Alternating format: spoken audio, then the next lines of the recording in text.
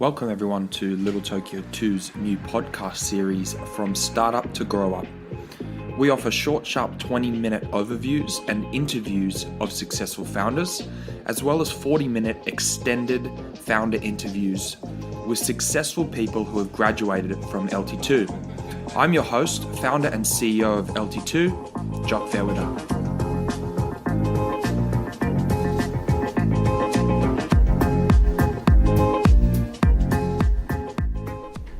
Hi Sandra, welcome. How are you? Yes, I'm good, thanks. Good to see you, Jock. Very good to see you. So, Mizzie the Kangaroo. Yes. I want to know, why did you come up with Mizzie the Kangaroo? Okay, maybe I'll tell you a bit about my background first so you kind of understand the journey. So basically, as you can maybe tell by my accent, born and raised in Canada, French part of Canada.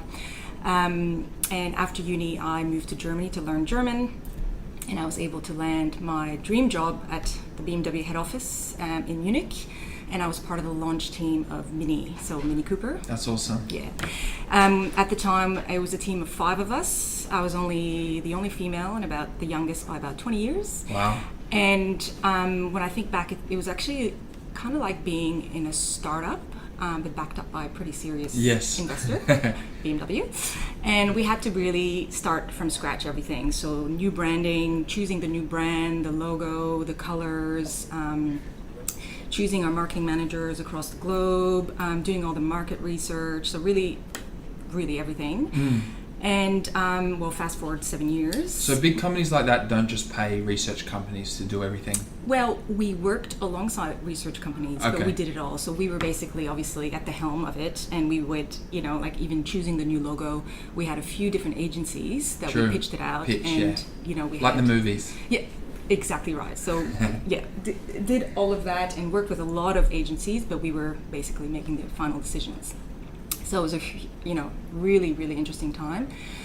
And by the time I left the team at the head office, there was over 40 of us just in Munich, plus all the global teams.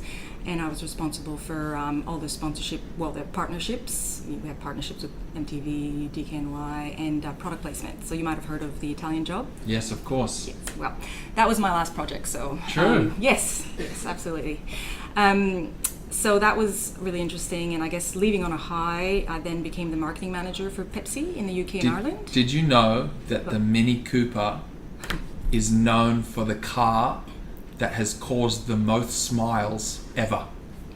I didn't know that fact, however, I'm not surprised. Did you do that on purpose? Yes, well, it actually looks like a smile if you look at the front of the car. True. Yeah, look at it. Ah. There's been a lot of years of analysing the way the front of the car actually looks. I feel like most cars, the front looks like some sort of big cat, like a puma or something, don't you think?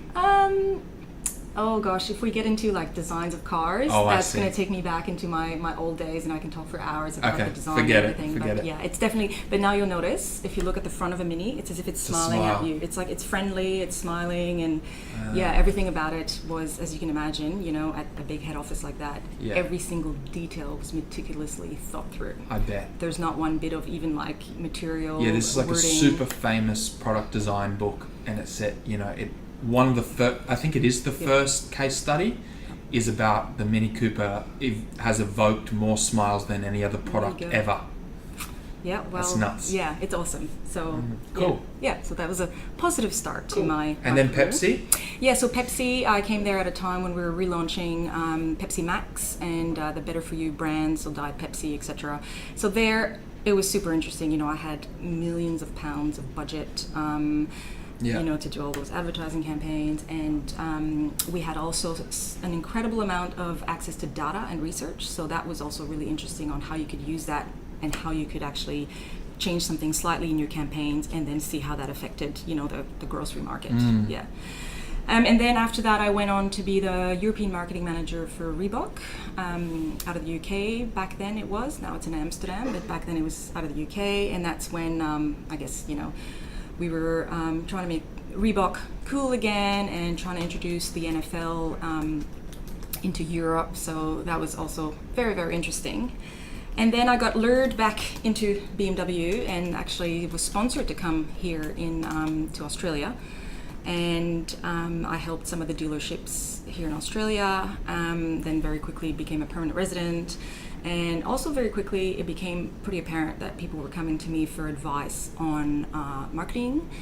So I started a little boutique marketing agency where we did, a lot of strategies and research, etc. And with all that time, met the man of my dreams, got married, had a child. So now is fast forward where we get to Mizzie. So yes, I actually knew nothing about the toy industry, right? Do you now? I sure do. There's still a lot to learn, but learning every day actually. But yeah, I knew nothing about toys really, the industry. But when my daughter was teething, it's a really emotional time and hard time for babies as well as for parents. And that's when I went on this quest to kind of research, what can you do for teething? And I just thought there weren't really that many alternatives out there that were really that unique, that great. And also there was nothing that was uniquely Australian in terms of like a toy company, and also nothing really that started the journey with the babies from teething up until their toddler years. What is that?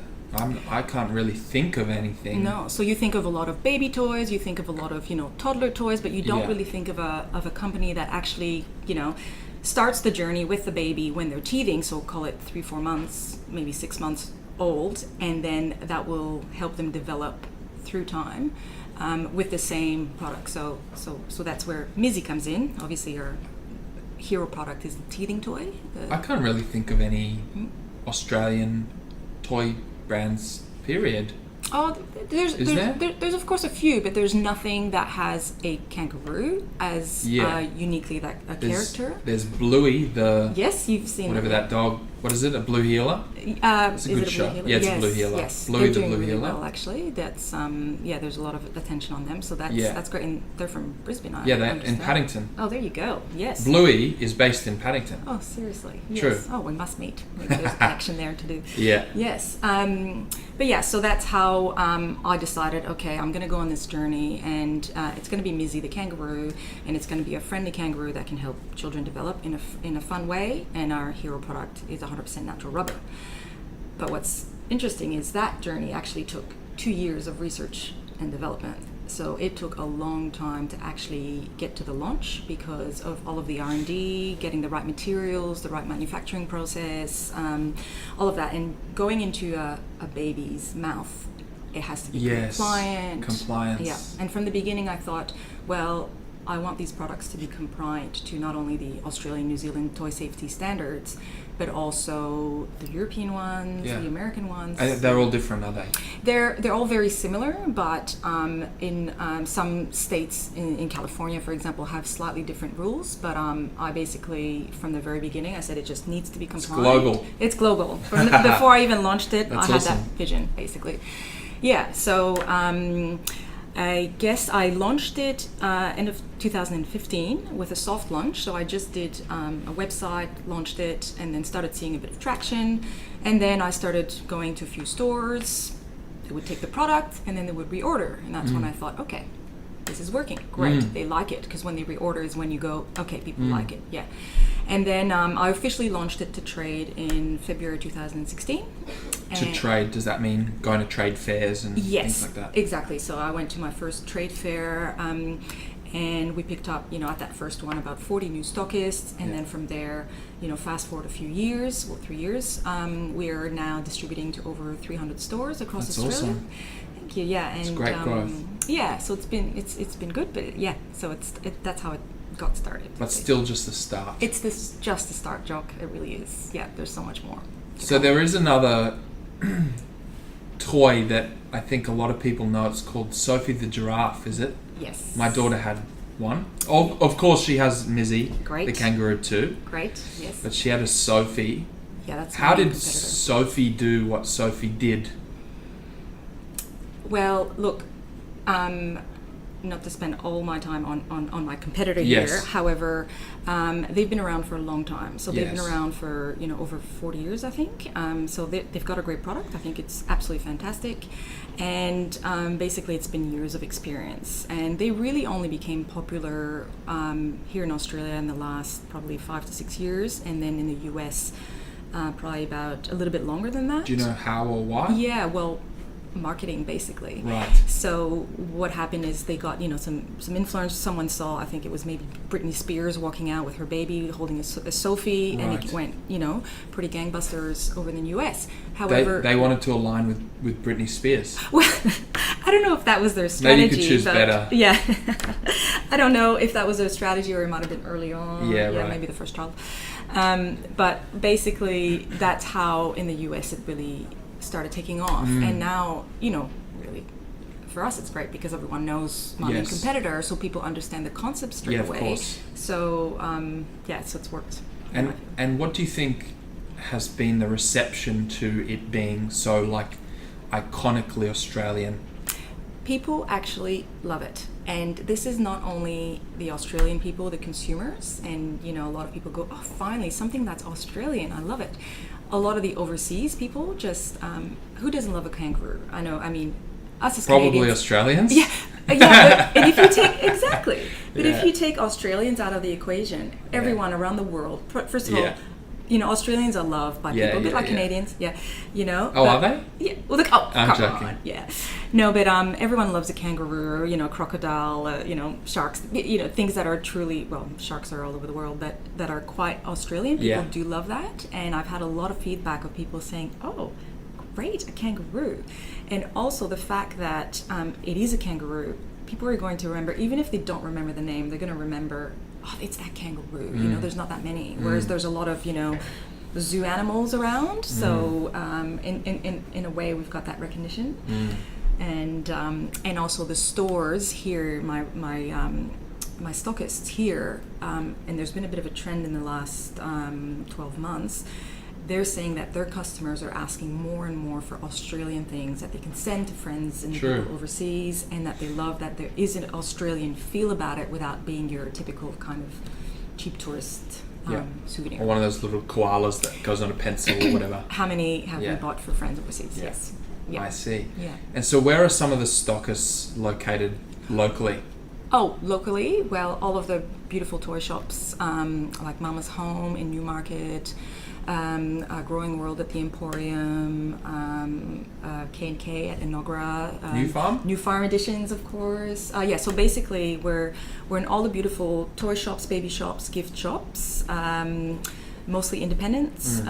We are in a few toy worlds as well, so we're in a few, quite a few toy shops, a few chains, and hopefully soon some of the majors as well, but the right chosen ones. Yeah. That's awesome. So what products have you got with Mizzie? So clearly you have the chew toy. Yes. That's perfect for...